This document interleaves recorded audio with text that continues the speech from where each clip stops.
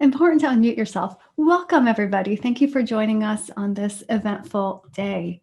The University of Washington acknowledges the Coast Salish people of this land, the land which touches the shared waters of all tribes and bands within the Suquamish, Tulalip, and Muckleshoot nations. I always want to start with that land acknowledgement. My name is Mika Ahuvia, and I'm the Marcia and Jay Glazer Endowed Chair in Jewish Studies here at the Stroum Center for Jewish Studies in the Henry M. Jackson School of International Studies at the University of Washington. This lecture series was made possible by the support and partnership of Stephen Burrell. It was thanks to his intellectual curiosity and commitment to advancing the field of Holocaust education at the University of Washington that we were able to launch this project. At the beginning of the pandemic, it was Stephen who put his face in the Stroum Center faculty and staff by giving us the flexibility and trusting us to move this course and event online. So thank you, Stephen, for your generosity. Today's speaker is Professor Naomi Sokoloff, a professor of Near Eastern languages and civilizations, and a professor of comparative literature at the University of Washington. She teaches modern Jewish literature, Hebrew, and Israeli culture. Her recent books include What We Talk About When We Talk About Hebrew and What It Means to Americans, which she co-edited with Nancy E. Berg, and which was published in the Stroum book series of the UW Press and won a 2019 National Jewish Book Award. She also co-edited a new book with Nancy Berg, which has just appeared from SUNY Press, and it is called Since 1948, Israeli Literature in the Making. Hi, everyone. I'm Professor Naomi Sokoloff, and the title of my talk is Jewish Dogs and the Nazi Beast, Animal Studies and Holocaust Literature. So why animal studies? What's the connection with the Holocaust? Well, a fundamental and simple answer is that Nazis regarded Jews as subhuman and referred to them as dogs, as apes, and as vermin. A developing area within the field of Holocaust studies takes that issue as its point of departure. And my goal today is to provide a brief introduction to that trend in the scholarship and then turn to stories of hidden children. These are narratives by Jewish survivors who were very young at the time of the war and who escaped in hiding and on the run. Such children were viewed as less than human, and they were often hunted like animals. The texts that I will discuss express how the children experienced that kind of dehumanization and how later in life they wrote back against it. Okay, so at the intersection of animal studies and Holocaust studies, what have scholars been working on? One topic is the long history of anti-Semitic rhetoric. Animal tropes that vilify Jews were not invented by the Nazis. Such images were around for centuries before the time of the Third Reich. If you're interested in that subject, you'll find these books informative. They report on how non-Jews for millennia referred to Jews as dogs. Here on the left, you can see a poster from around 1900, which shows a rich Jew portrayed as a dog digging for gold. Here's another recent title over here on the right that explores a variety of different kinds of animal images, not just Jews as dogs, but Jews as a kind of menagerie. The Nazis built on this long tradition, but they also added new things. Especially what was new with them was that their methods of extermination actualized such metaphors in brutally literal ways. They spoke of murdering Jews in terms of exterminating vermin, and then they used pesticides to actually carry out mass killing. Furthermore, recent research has documented that Himmler and other leaders drew on their experience in agriculture to devise techniques of oppression. Mechanized farming and slaughterhouses became models for industrialized death camps.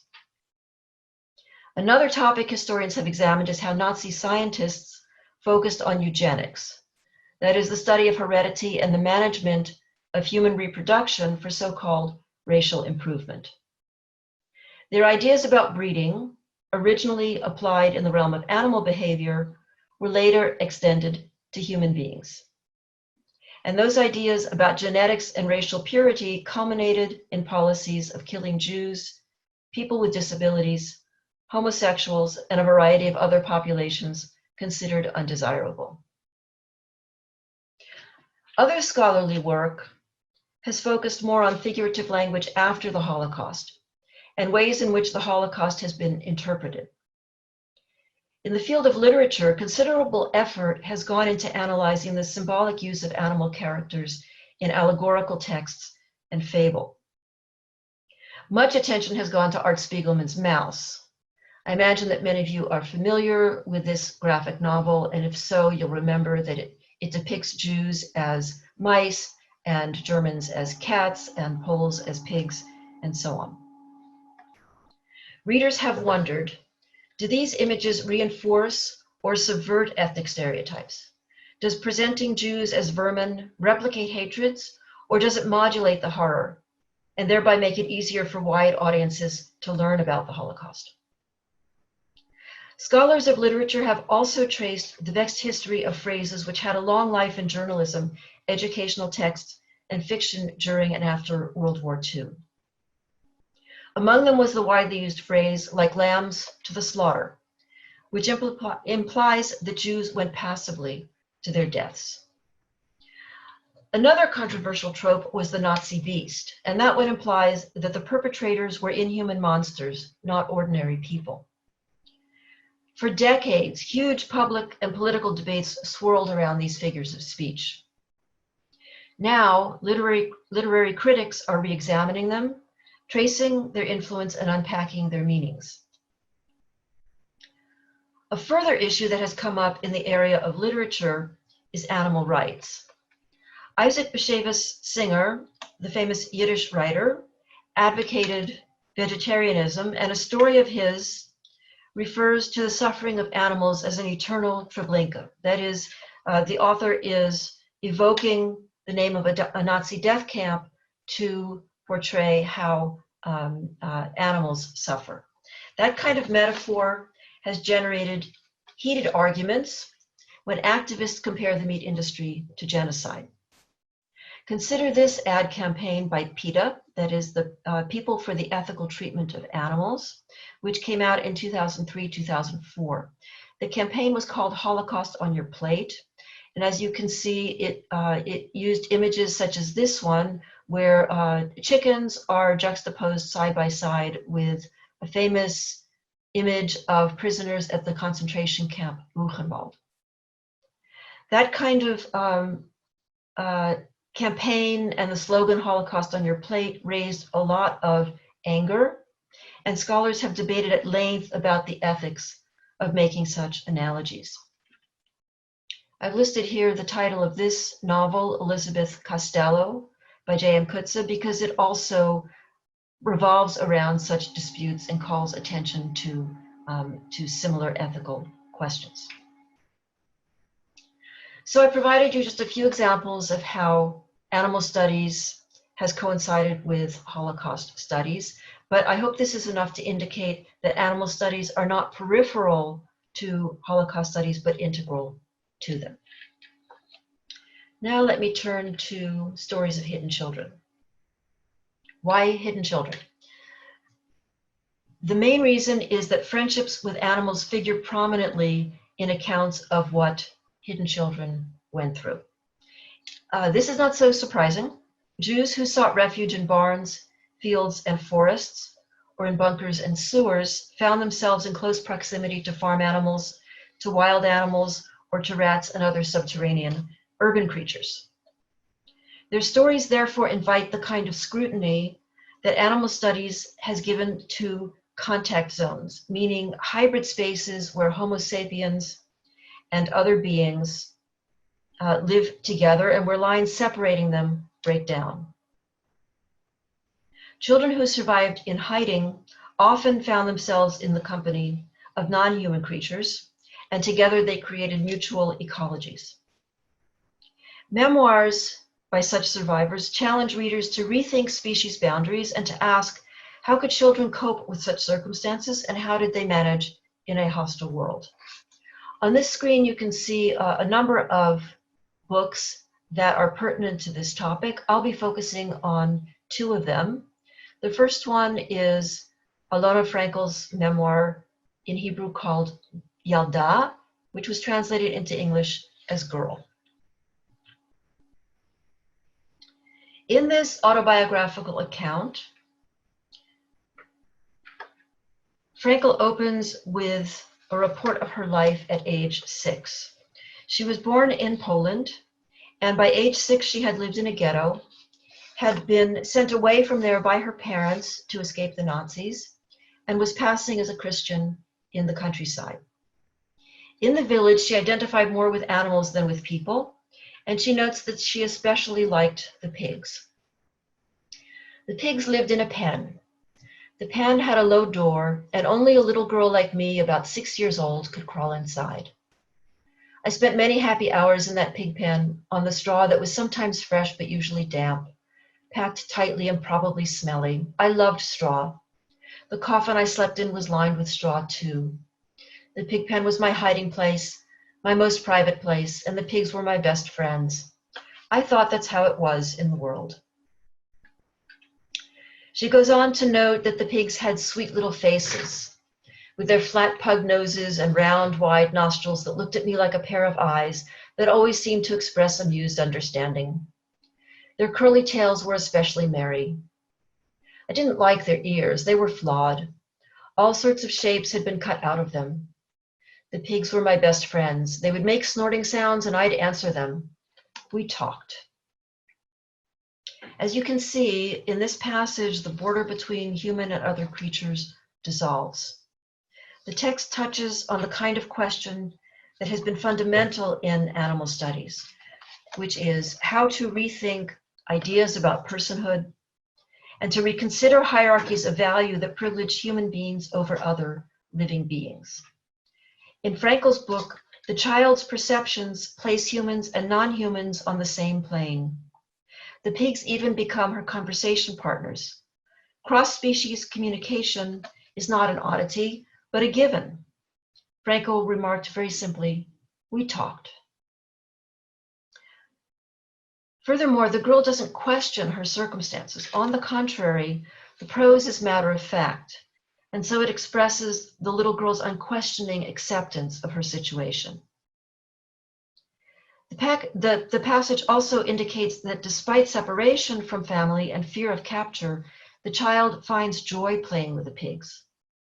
She perceives the world with wonder, and her resilience discredits the dehumanizing logic of Nazi ideology.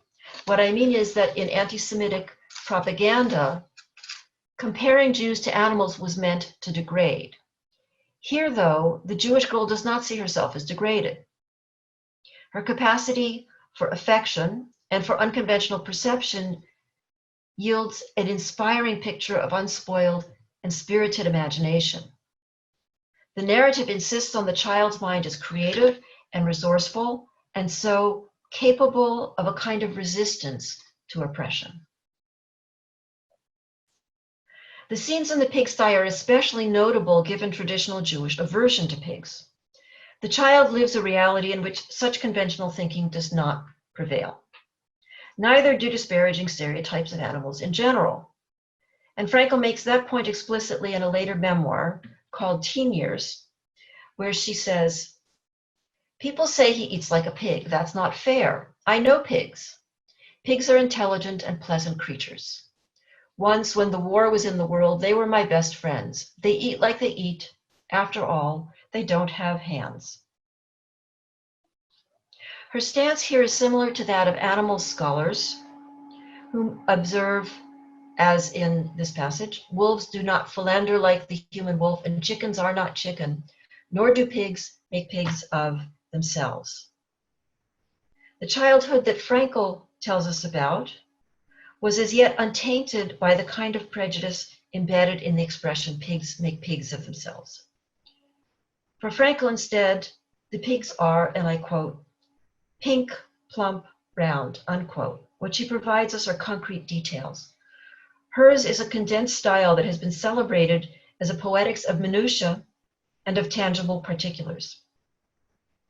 Throughout her memoir, The child's perspective dominates, and as it registers the girl's perceptions, the prose is at once charming and minimizes sentimentality, while also bearing witness to the traumatic events that the author survived.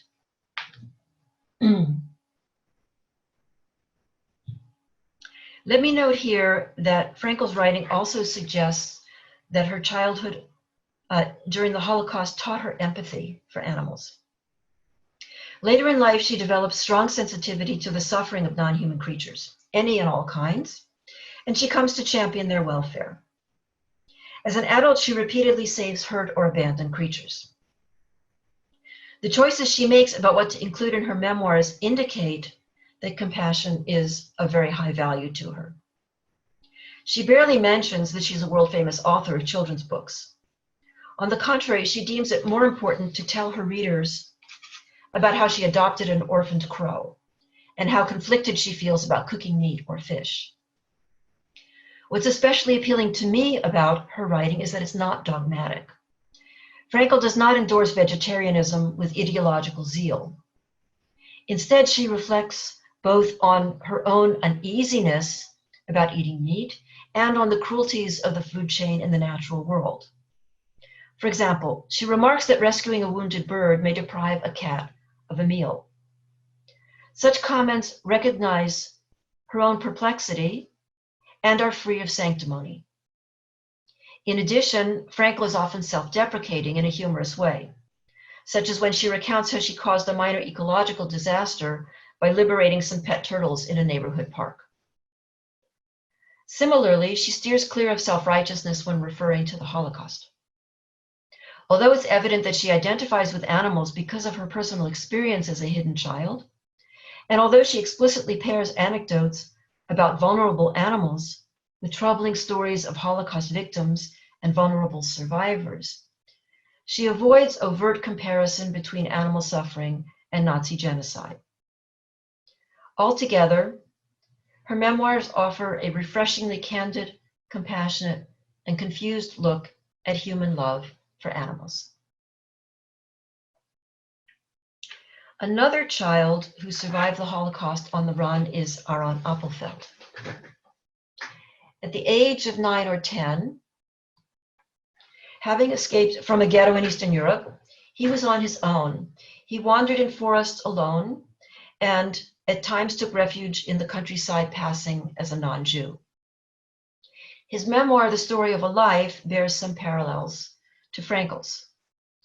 Confronted with human cruelty, Appelfeld found communion more with farm animals than with people.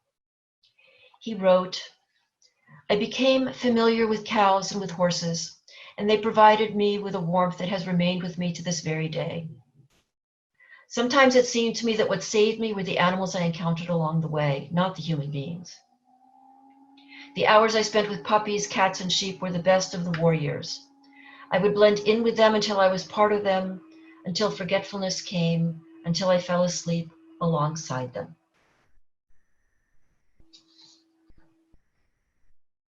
As is clear here, animals provided comfort for the little boy, but I want to dwell for a moment on differences between the English and the Hebrew original, because I think the role of animals is more salient in the Hebrew.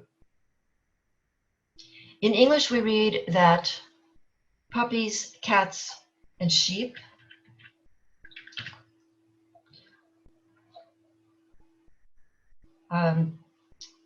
were comforting and that the boy slept beside them until forgetfulness came. In Hebrew, however, we read that he felt kamo b'mitat horai, like in my parents' bed. The little boy is projecting the trust that he had for his parents onto the animals. That phrase disappears in the English, so the connection with parents is not nearly as direct. He does hint at a connection with family when he states, "I became familiar with cows and with horses."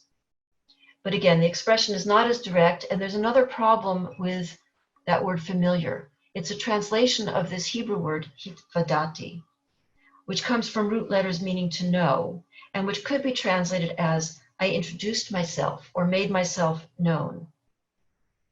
In English, the boy comes across as someone who is gaining knowledge of animals, someone who acquires understanding and accrues insights about animals. In Hebrew, in contrast, he's someone who wishes to enter the realm of animals and to blend into their world. Hitvadati also suggests that although this encounter, that through this encounter with animals, he becomes more knowing about himself. He comes to know something about himself. The point may seem small, but it has large implications. Consider it together with the following passage, which refers to Appelfeld's time in the forests.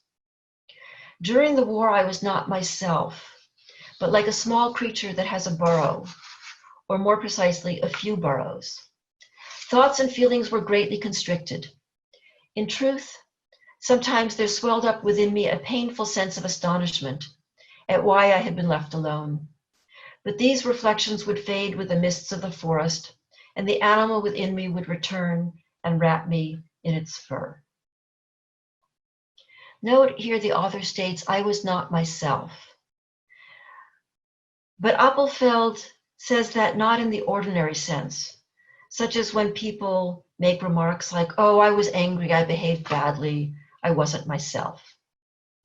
In Hebrew, Appelfeld writes, lo ha'iti ani, and there's a stunning gap between subject and predicate.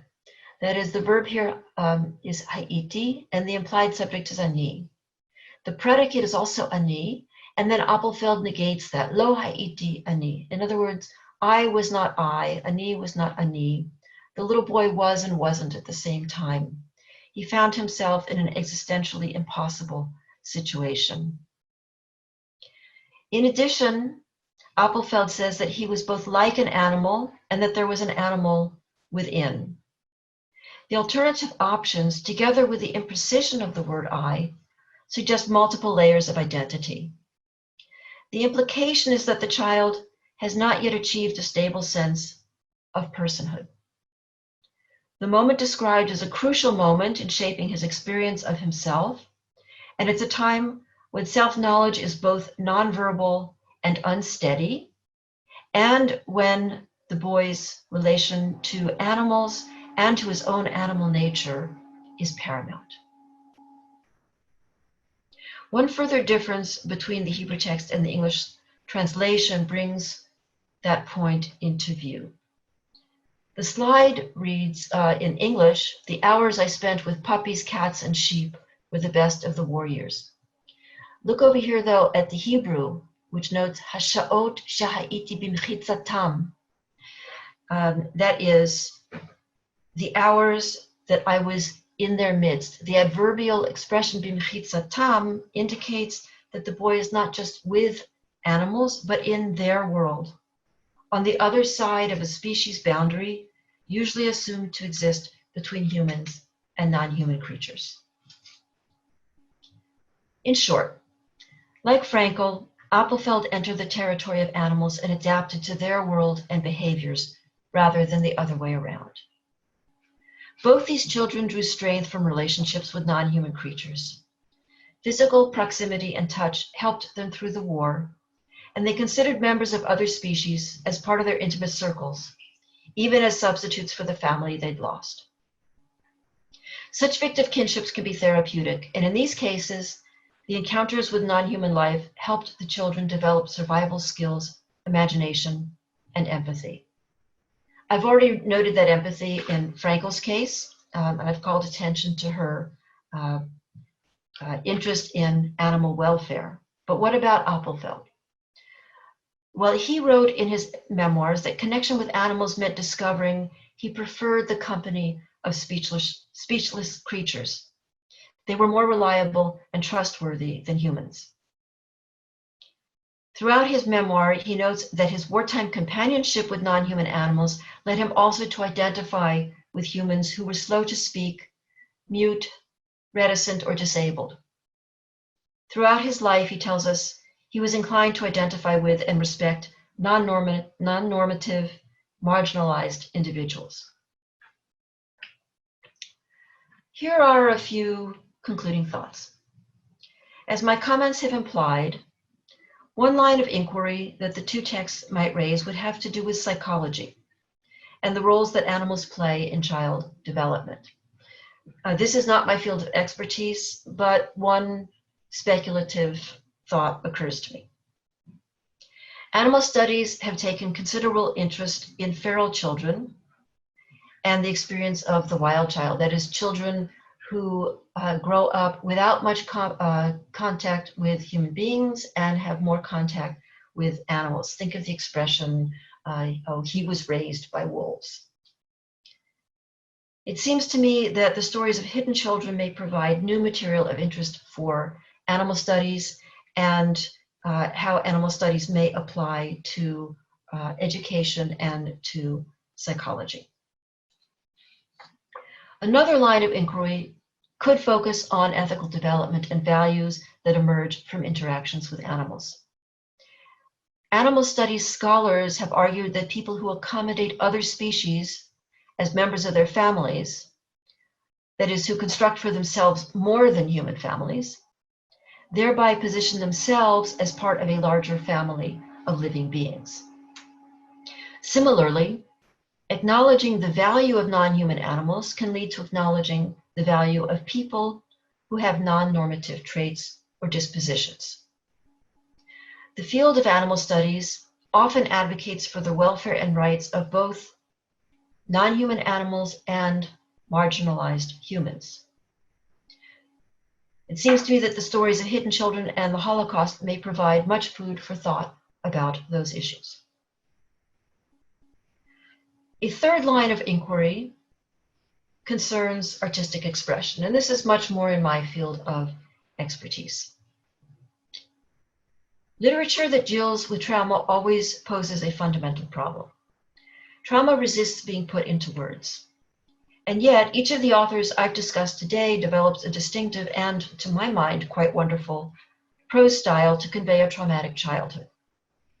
We've taken a quick look at how Frankel's poetics of minutia works, and it involves her adoption of a child's point of view and perceptions, to which she also adds elements of fable, fairy tale, and the conventions of children's literature. Out of all that, she creates her own unique narrative voice to tell us about experiences that defy words and resist being put into writing. Appelfeld too creates an idiosyncratic art. His relies on understatement, on hesitancy, on words that seem at first quiet and unassuming, but underlying them are many unspoken implications. Even one word can hold within it a world of meaning. This is an author who struggles mightily with silences in his prose, but who also welcomes silences into his prose. Remember, he tells us quite openly that he lived in a realm where thoughts and words contracted, but he brings us word of what that was like. Both he and Frankel pair innovative storytelling with a focus on animals to stretch the limits of representation. In sum, then, while animal studies open up new ways of reading Frankel and Appelfeld, shining light on themes not emphasized previously by critical commentary about their texts, these writers bring us word of a realm beyond ordinary language, a world shaped by trauma, and a world in which children communicate more with non-humans than with humans. Striving to enter unspoken territory, this art expresses what it was like in childhood to occupy an ambiguous position between human and animal. So whereas I began by asking about the impact of animal studies on Holocaust studies, I hope I have come around to indicating how questions about Holocaust literature may contribute to animal studies. Thank you. We weren't really sure how everybody would feel on Election Day. So here to help us kind of start the Q&A is the wonderful Denise Grolmus. You can show her slide again. She's a faculty member in communication studies at South Seattle College. In 2019, she received her PhD in English from the University of Washington where she was the 2013 Philip Bernstein Graduate Fellow in Jewish Studies, where she co-taught literature and the Holocaust with Professor Sokoloff in 2016. Before coming to Seattle, Denise was a Fulbright Scholar in Warsaw, Poland, where she researched and wrote about the reemergence of Jewish life in the country since the fall of communism. Her work on Jewish life and the culture in Poland has appeared in The Guardian, Tablet, the Jewish Review of Books, Jewish in Seattle, The Globalist, Beyond the Pale, New York Magazine, as well as in several Polish publications. In 2014, she received a Sanford St. Martin Trust Award for her podcast on the Jewish revival in Poland, which appeared in The Guardian. And she has also translated memoirs, and she's currently working on a translation of, oh my gosh, I'm not going to be able to pronounce, Igor Ostkowitz's 2009 young adult novel, Night of the Living Jews. Okay, I'll let you two get started in the Q&A, and then I'm going to pull the wonderful questions from our audience members. Please keep them coming. Hello, thank you so much, Mika, for that introduction. And thank you, Naomi, Professor Sokoloff, for this fascinating and rich introduction to animal studies and how it is so integral to Holocaust studies. So one thing I found so interesting in your presentation was your discussion of how both Nazis and hidden Jewish children use comparisons between humans and animals to very different ends. So you mentioned that while the Nazis invoke animals to dehumanize Jews, the examples you give from survivors' texts ascribe qualities that we often understand as sort of noble human characteristics to animals, which not only work toward humanizing efforts, but the creation of what you so beautifully describe as more than human families and relations. And something I was thinking about was, while these different comparisons work to very different ends, do they still both in any way maintain a hierarchy between animal and human, or a privileging of what we consider human qualities, and then thus reinscribe boundaries between animal and human? Yeah, it's an important question, and I think it's pertinent, especially to Alona Frankel's memoir, because as the narrative develops there, it traces the shifting relationship to animals. So, that scene that I brought in my lecture in the village, where the little girl feels that she's a conversation partner with the pigs and they're equals. That's followed by a scene when she is hiding with her parents in the city, and she befriends mice. But the narrative emphasizes that she trained the mice. So she trained the mice to eat from her hand or to climb up her father's knee. And already there's a different kind of relationship there, right? There's a sense of mastery or teaching mice something which is not part of their natural behavior. And then it's really interesting because her mother tells her animal fables over and over. And in particular, there's a story about some young goats who are hiding from a wolf. I should say that there's one goat that hides in a clock and manages to survive, and the others don't survive. So the little girl is identifying with this. The human kid is identifying with the kids in the story, but it's not the kind of identification she had with the pigs, right? In this case, the animals are characters in the story, and they're didactic devices. They're instruments for the parents to teach their daughter something she needs to know about a human situation so that she can protect herself. So there's clearly a distance which is growing between the human and the non-human world. And then we also see Alona Frankel herself as a mature writer who is creating the words on the page, and she's grappling and really struggling to put into words what her childhood experience was. So yeah, I think we see a series of developments that that reinstate the boundary between species. Yeah, and it seems like you can't make an assumption that they're all sort of doing the same thing. Each encounter is sort of establishing a different relationship between human and an animal. Right, and the narrator revisits the same event several times. And that actually brings me to my next question. So something that's so interesting too is that it seems that a lot of these stories have been told pretty recently, and by a lot of authors who've already written quite a bit about the Holocaust. And I was just sort of interested, like, what is it about coming to these stories of children? And can you give us a little bit more information about this genre of hidden children's stories and sort of why these stories have kind of remained hidden for so long? Uh, yeah, I think one reason is that the word survivor changed meaning over time.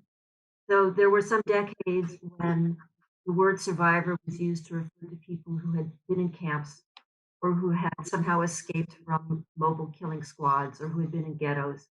And people who were hidden children didn't fall into that category.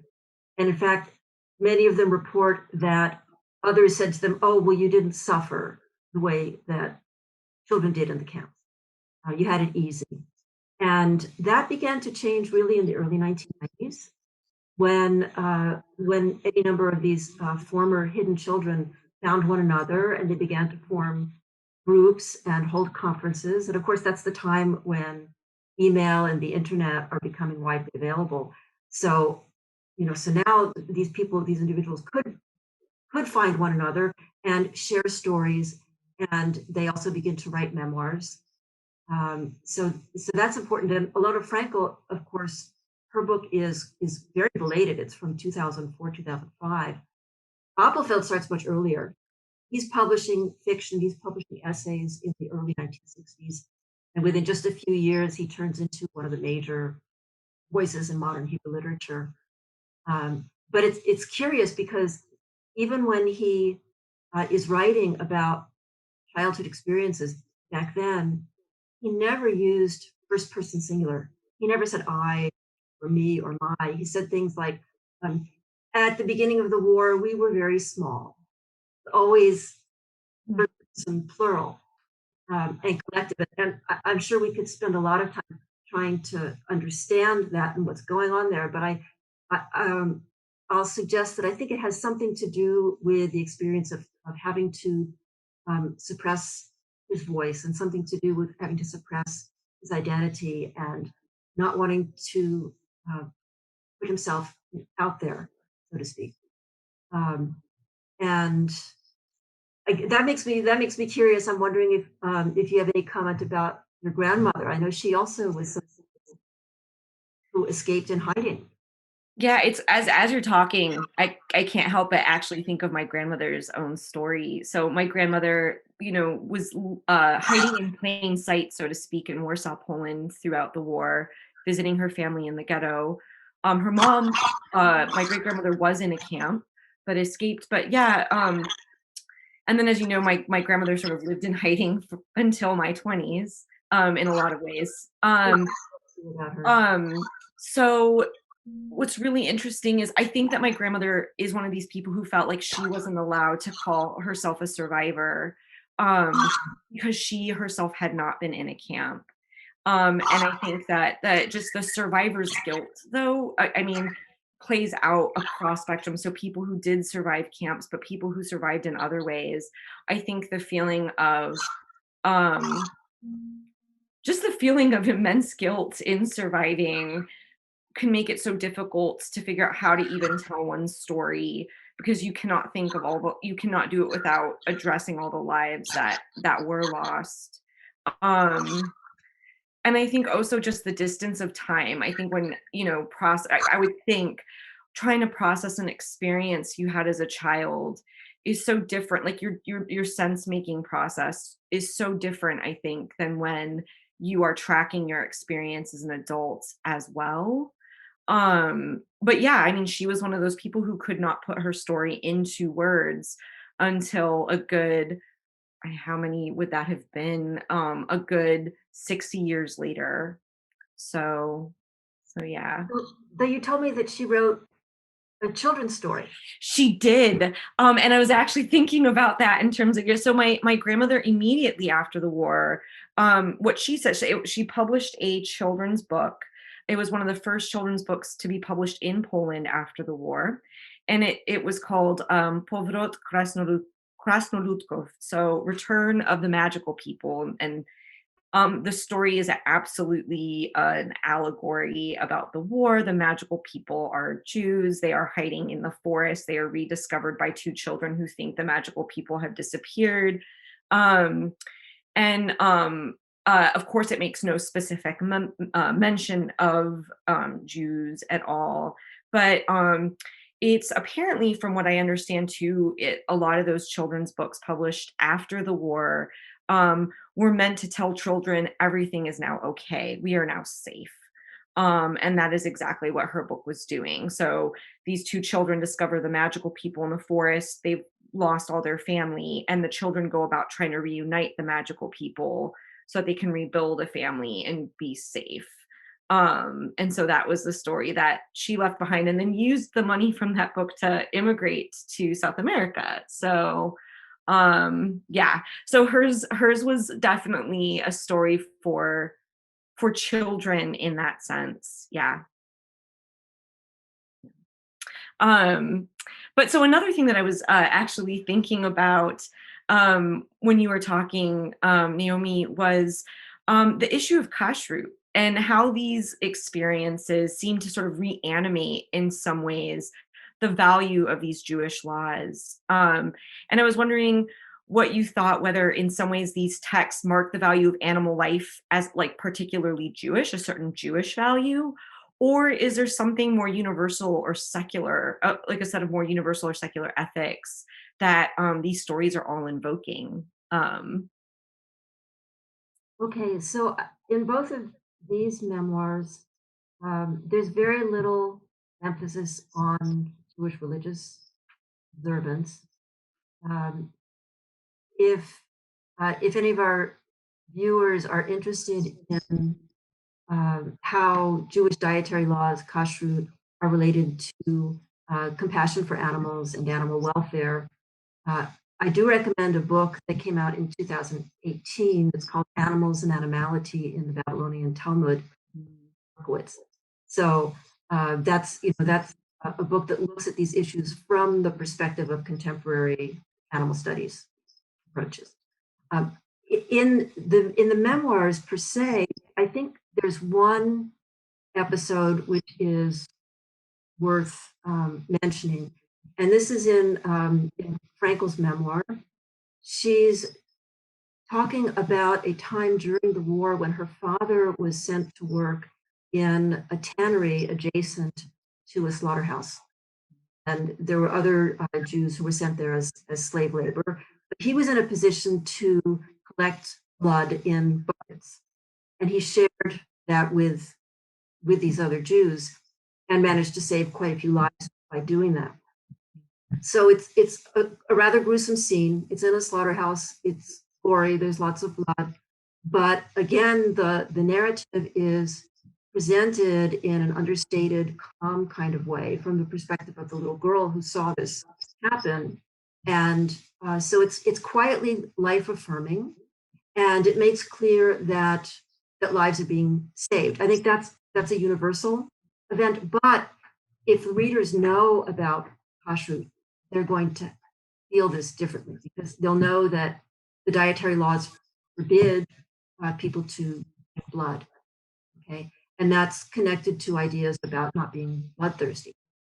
And this scene also, I think, is speaking back against a long history of anti-Semitic discourse associates Jews with bloodthirstiness and with ritual murder, and which has created images of Jews as monstrous creatures that are like vampires that suck the blood and the wealth out of non-Jewish communities. And Alona Frankel, in a very quiet way, just artlessly dispels that whole notion. Okay, because the people they're not bloodthirsty; they are starving to death, and this is the only way that they can survive. And in fact, in the Hebrew, the word that Frankel uses is not lishtod; it's not to drink the blood, but le'achol, to eat the blood. In other words, this is clearly something they're doing for sustenance. It's something they have no choice; they have to do this.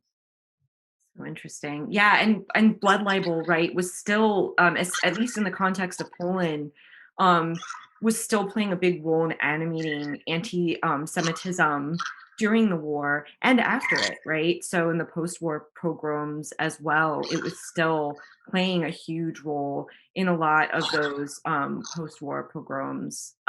So, and it's still a thing, right? We forget that. We think it's so medieval, but it sort of has this lifeblood, so to speak, not to, yeah, I'm sorry, yeah. Um, yeah, but so how about we turn to a slightly more fun topic? So in the beginning of your talk, you discussed the history of the trope of the Jewish dog. And then you also mentioned how animal studies scholarship has had much to say about Arch-Spiegelman's mouse. And I couldn't help but think how in that text, in Mouse, the dogs are actually Americans, and they're sort of imbued with like the sense of like, you know, the loyal, sweet, but maybe not too smart dog. And so just the cultural values around dogs, right? So, you know, in a certain context, dog bad, but in a certain context, dog good, depending on the qualities you ascribe. But yeah, have you like, what have you sort of seen in terms of these questions? I'd not heard the Jewish dog thing before, I have to admit. Okay, yeah, the Americans in that graphic novel are the liberators. Yeah. So they're clearly the good dogs, right? Yeah. Man's best friend. And it also makes sense to draw Americans as dogs there because they are the enemies of the cats, right? Natural enemies, and the cats are the predators that that oppress the mice. So the mice and the dogs have this mutual enemy. Um,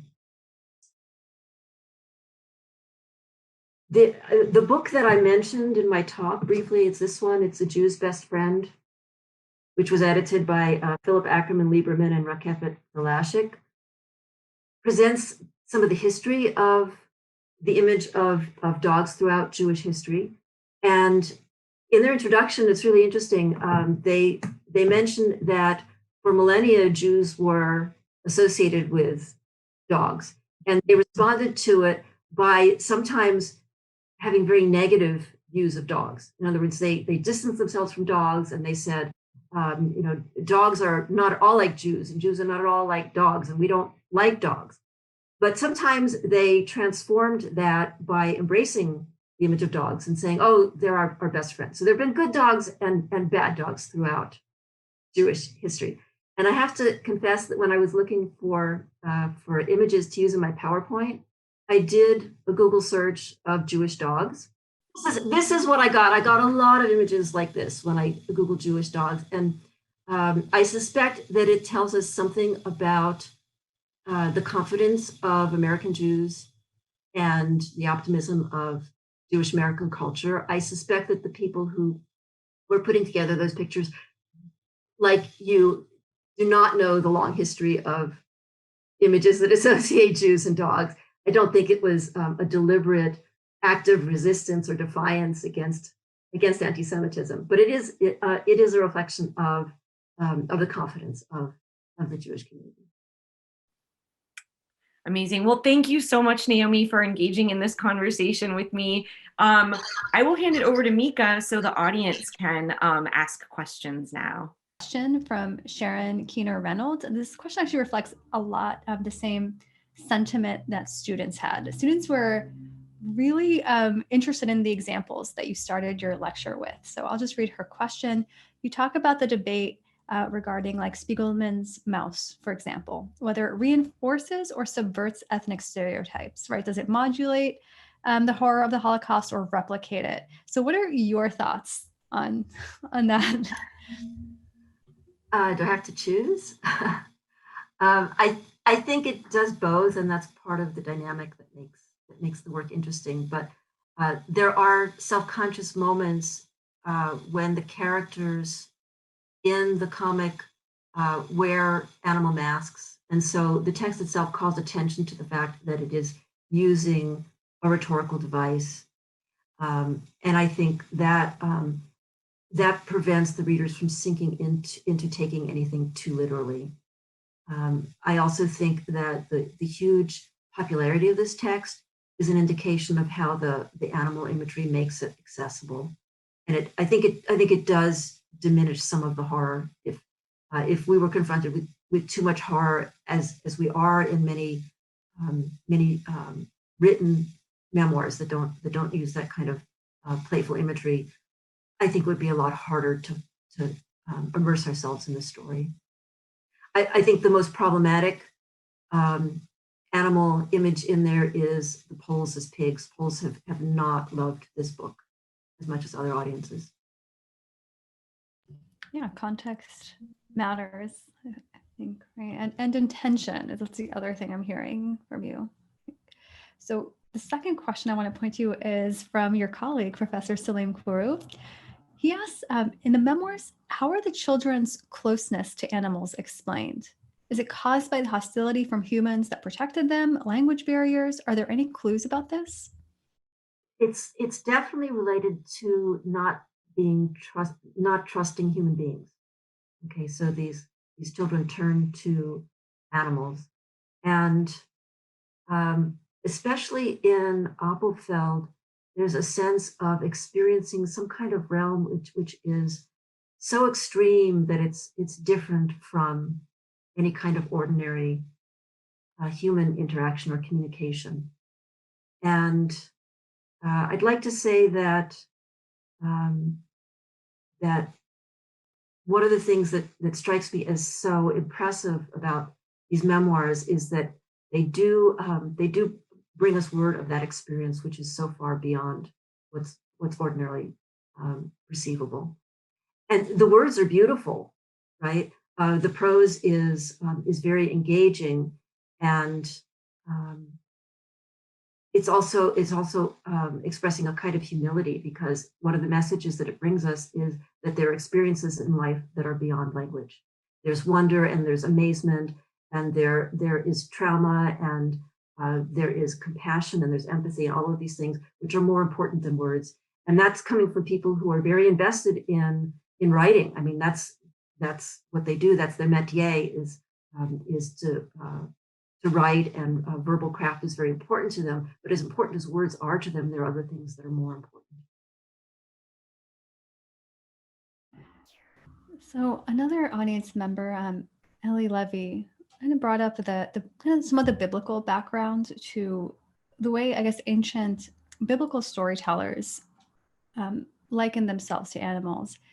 And I guess the first analogy that came to mind for me, or figure of speech, is right, like the yoke of Torah, right? Which is a yoke is obviously something that an oxen wears or livestock wears. And for ancient Jews, this became a very important metaphor that accepting God's law was taking on the yoke of the Torah. So I'm wondering, do you find these kinds of biblical expressions in these books, or do they're just not matter to these children? I mean, I don't even know if this imagery spoke to them. I'm really glad to get this question. I don't know the answer. I'm not glad that I don't have an answer, but I will try to follow up, because I think in the case of Frankel, we're talking about somebody from a very secular background who really is not making any kind of allusions to classical texts. The case of Appelfeld is more complicated, and he often does, in fact, work allusions to the Bible into the titles of his narrative, and he was much more interested than Frankel in religion. So I think I'll just have to leave it at that and say I'll follow up on it. And thank you for the question. Sure. One more question from students in the class. The students in this class, they're very ethical. They're very concerned that animals be represented in an ethical, humane way, and that humans are represented in a humane way. And they sort of wondered about like why it is that humans feel the need to talk about animals in a degrading way. If it's sort of like natural, is it everywhere? Is it, you only find it in some literatures? And I want you to answer this question as a literature expert, but I'll just say that as a religion expert, this is really interesting because, of course, the ancient Greeks like saw themselves as like humans that were above barbarians and above animals. And this is sort of echoed in the Jewish prayer as well, right? You thank God for making you, a human and not an animal, and a Jew and not a Greek, or not like a Gentile, So it's interesting that these comparisons can be found, in ancient Greek culture, and probably Jews are in some sense in conversation with Greek culture as well. But I just wondered, what is your kind of perspective on this animal comparison as a literature expert? I think it is a huge topic. In connection with Judaism, again, let me recommend the book by Beth Berkowitz. And in terms of, if I can bring this back to the Holocaust and literature that deals with the Holocaust, a book that I really loved is Diane Ackerman's The Zookeeper's Wife from 2007. And that's a non-fictional account of what happened at the Warsaw Zoo during World War II. And the director of the zoo, Jan Zabinski, and his wife Antonina saved about 300 Jews by hiding them on the grounds of the zoo, even as it was occupied by German forces. And I know this is a slightly indirect way of answering your question, but what I loved especially about the book is the way that it describes how these zookeepers were motivated to save Jews because of their empathy for and their respect for all living creatures. And Antonina in particular is described as somebody who doesn't perceive a species boundary the way a lot of us do. And so she would take animals into her own home, especially orphaned animals, including a badger and a lynx and all sorts of birds. And these were the companions that her son grew up with when he was a little boy. And one reason that that they rescued Jews from the ghetto was that the German Air Force bombed the zoo in 1939 during the invasion of the city. And this killed animals. And so the people who worked at the zoo had a very heightened sense of wanting to protect all forms of life. Okay, and they saw the destruction that the war was wreaking on the animals and then also on the Jews, and so they welcomed them in together. So I think it's a lovely book that does address the kind of ethical questions that your students are raising. I think the kind of ad campaign that Peter ran of Holocaust in Your Plate was by design an ad campaign, right? So it depended on a slogan, and slogans are reductive, and so that's used for a political purpose or for people with an agenda, but it's problematic. One of the evident problems, and again, I'm not speaking as an ethicist, just as somebody who says, this is very clearly not a very good analogy, is that slaughterhouses are meant to produce meat, okay? And they are not meant to, for example, exterminate all cows or to wipe out an entire species of animal, whereas the Nazi camp system was designed to exterminate Jews, and it really was meant to kill all of them. But comparisons between animals and people do work in artistic settings, such as in this book by Diane Ackerman, because it's not done reductively there, but in a way that really raises attention to the value of individual lives and of all sorts of different kinds of living beings.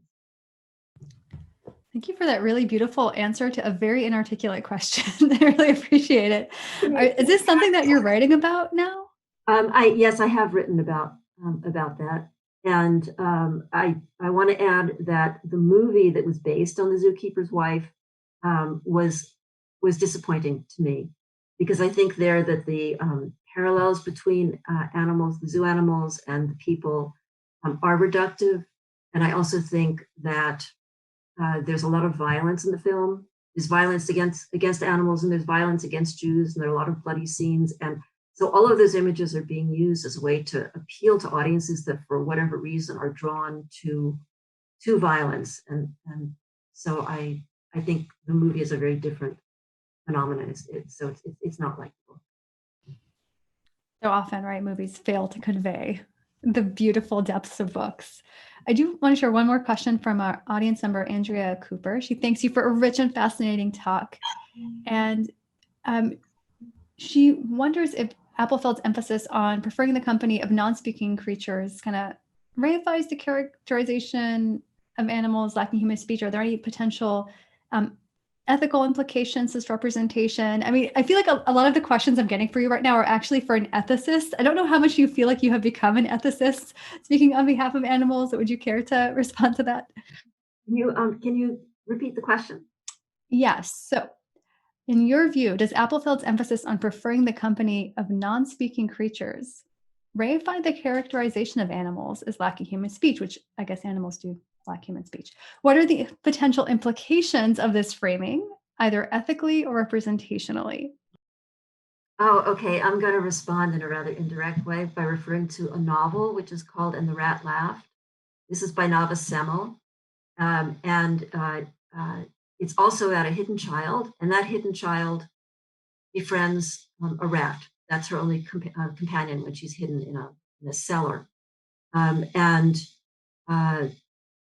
throughout the novel, there's a lot of question about what the laughter might represent, and the rat wants to gain the human quality of laughter.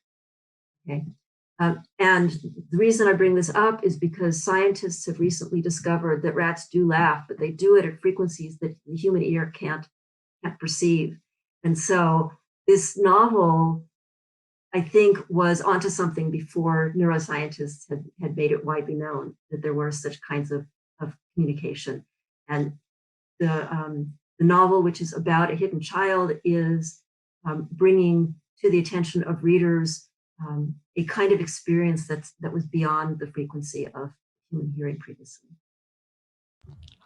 Another beautiful answer. Thank you so much. I really appreciated the way you ended your presentation by pointing out how your studies can sort of contribute to other fields. And Lisa Henderson in the audience also really appreciated it. And she was wondering, were there any other areas of studies that you would recommend for research related to animal studies in children, especially in the field of education, perhaps? Or were those three fields? I think you said ethics, psychology, and one more at the end there. And art. And art. Yeah. Was there any more? Again, a question I think I can't answer, but if I may say one more comment, the series has been called Lessons Not Learned from the Holocaust. And we have heard from a number of people so far about how scholars have learned a lot about the Holocaust, and we'll be hearing more. But we've also heard a lot about lessons that the world hasn't learned, right? We've heard about how the world has not learned to eradicate anti-Semitism, and the world has not learned how to avoid genocide, and the world has not learned enough about the evils of racism and ways in which racism does or does not intersect with anti-Semitism. And the reason that I'm so drawn to talking about literature and about art is because I think we do end up with lessons that have been learned. You know, we have these writers who really went through terrible, really awful things when they were children. They've managed to learn things from that experience, which are inspiring and which they have put into words in a beautiful way, and which I think can leave us not with some kind of naive optimism, but at least with some kind of feeling of hope and some kind of appreciation for what they were able to think and feel and craft for us.